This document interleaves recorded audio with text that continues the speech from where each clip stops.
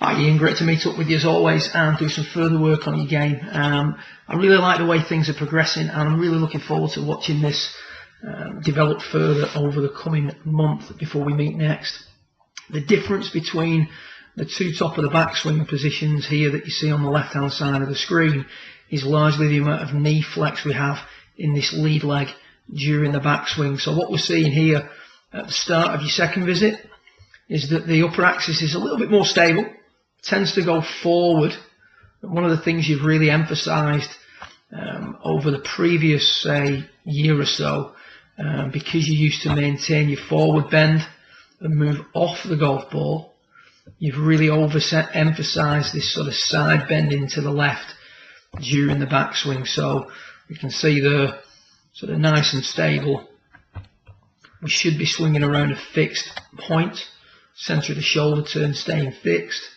And you can see that during the backswing, the centre of your shoulder turn moves forward, which, you know, at the end of the day is not ideal. If I had to choose between moving forward a touch or moving off it a touch, my personal preference would be to move forward just a little bit, although ideally I would want to be staying more fixed than we see there.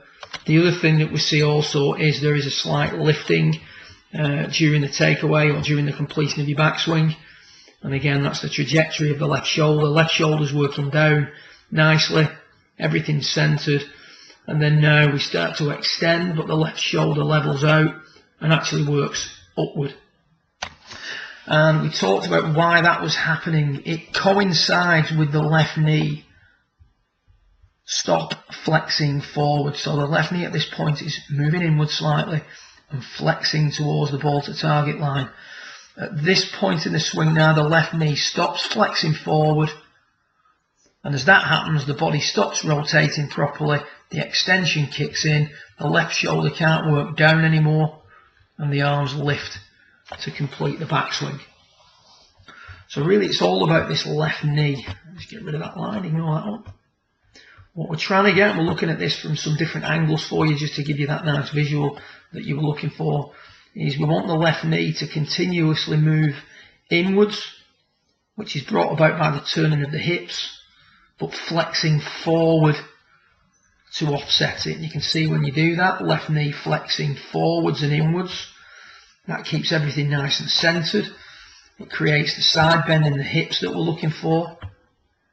It allows the hips to turn on a tilted angle, and it allows that left shoulder to continue to work down. So you can see again on this one, left knee flexing forward all the way through the backswing, continuously flexing forward as it moves inward. The inward movement of the left knee is to accommodate the amount of hip turn that we need. When you do this, you're able to continue to work the left shoulder down. There's still a little bit of lifting at the top, but nowhere near as much. And the trajectory of the left shoulder is much more consistent from P1 to P4. There's not as much leveling out, and there isn't as much lifting. So the feel here, you can see that little bit of lifting there just at the end. The feel here is to continuously flex the left knee forward from P1 to P4. The other thing we touched on was this overtaking rate as you come through the ball. There's a tendency to just let the club, that's not one of your worst swings in regards to this, but every now and again that club just passes the hands a little bit too early, resulting in a little bit of a heavy one, or one that has the club face closing down quite quickly, as we see on that particular shot. And the drill we gave you for that was to try and hit it beneath the canes.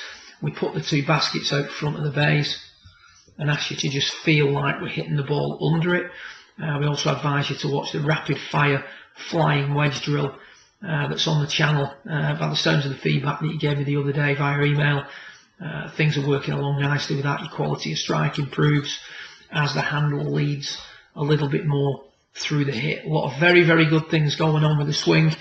I like a lot of the stuff you do.